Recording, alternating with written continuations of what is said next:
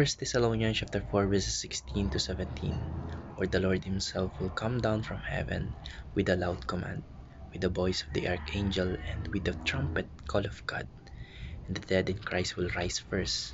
After that, we who are still alive and are left will be caught up together with them in the clouds to meet the Lord in the air, and so we will be with the Lord forever.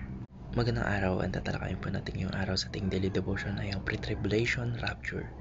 At ang una pong katuroan na natutuhan ko ngayong araw kay Pastor Russell Ocampo ay pre-tribulationism teaches that the world is getting worse and worse, whereas the Bible teaches the opposite. Yung pre-tribulationism daw po ay isang interpretation ng end times o ng eschatology na nagsasabi na ang mundo ay lalo pang palala ng palala sa kasamaan bago pa po dumating ang ating Panginoon sa Kristo. At kaya daw po kailangan mo ng i-rapture ng mga Kristiyano, nating mga Christian, nating mga mananampalataya para hindi na tayo madamay sa mga darating na malaki o mas malala pang kapighatian o tribulation. Ayon po sa pananaw na to, sa view na to in the eschatology, hopeless na daw po yung mundo. Kaya wala na daw pong saysay na maghintay ng pagbabago. Kailangan na daw po na kunin na tayo ng ating Panginoong Kristo bago po yung lahat ng kaguluhan na mangyari. Dito po, hindi po ini-stress ni Pablo o dito sa verse na to, sa 1 Thessalonians 4 verse 16 to 17, hindi ini-stress ni Apostle Paul na sobrang lalanan ng mundo. Sa halip, tinuturo niya po na may pag-asa pa yung pagbabalik po ng ating Panginoong Kristo na magbunga ng pagkabuhay ng mga patay at yung pagsama ng mga buhay na mananampalataya sa ating Panginoong Kristo. Sa view na po na ito ay may positive, mas positive, hindi po nakatuon yung paglala, kundi sa glorious ng pagbabalik ng ating Panginoong Kristo na magbabago yung lahat. At ang natutuhan ko naman po sa pangalawang katuruan ni Pastor Russell Ocampo ay pre-tribulationism teaches that the nations will return to the Antichrist, whereas the Bible teaches that the nation will turn to Christ. Ayon po sa pre-tribulationism, sa huling panahon po sa end times, halos lahat daw po ng bansa ay malilinlang ng Antichrist o mga Antikristo. Parang walang pag-asa yung mga tao, parang yung buong mundo ay kay Satanas na. Kaya raw po kailangan ng alasin yung mga Kristiyano o tayo mga mananampalataya by rapture dahil wala nang magagawa yung mga bansa. Pero sa whole context po ng Bible, lalo na po sa prophecy ng Old Testament at sa mga sulat po ni Apostle Paul, pinapakita po na ang mga bansa ay darating sa punto na kikilala sa tunay na hari, which is our Lord Jesus Christ. Yung pagdating po ng ating Panginoong Kristo ay hindi para takasan yung mundo, kundi para pagarian ito.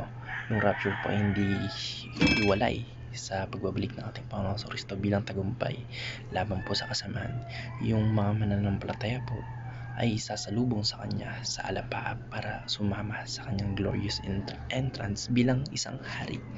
Parang traditional po na process na sa mga sinaunang panahon, kapag may dumarating na hari doon sa isang lungsod, sasalubungin siya ng mga tao paglabas ng lungsod o palabas ng lungsod at sabay-sabay silang papasok muli kasama yung hari. Ganun po yung image ng verse na to. Hindi para i-escape yung mundo, kundi para salubungin ng ating Panginoong Kristo sa kanyang muling pagbabalik bilang hari ng mga bansa. At ang natutuwa ko naman po sa pangatlong katuruan ni Pastor Russell Ocampo ay pre-tribulationism teaches that the rapture is the blessed hope, whereas the Bible teaches that Christ's return is the blessed hope. Para po sa pre-tribulationism, sorry sa aking tawag dito, pagbanggit dahil nakakabulol. Para daw po sa mga pre-tribulationism, yung rapture po na sinasabing hiwalay sa final return ng ating Panginoon Kristo, yung tinuturing bilang blessed hope. Para bang yung pinaka-inaasam-asam nila ay yung makatakas mula sa kapighatian o dito sa mundo. Hindi lang yung rapture mismo yung hope, kundi yung pagpapakita ng kalulatian ng ating Panginoong Kristo. Yung pag-asa po ng mga Kristiyano, tayo mga mananampalataya ay hindi pagkaalis o yung pag-alis mula sa mundo, kundi yung pagdating ng ating Panginoong Kristo. Yung rapture po ay part lang ng mas malaking pangyayari, yung kanyang pagbabalik po bilang tagapagligtas at tagapaghari. Hindi rin ito private event na palihim, kundi ito ay isang malakas at pampublikong ah, tagpo o outcome. May trumpet, may sigaw ng mga archangel at pagkabuhay ng mga patay.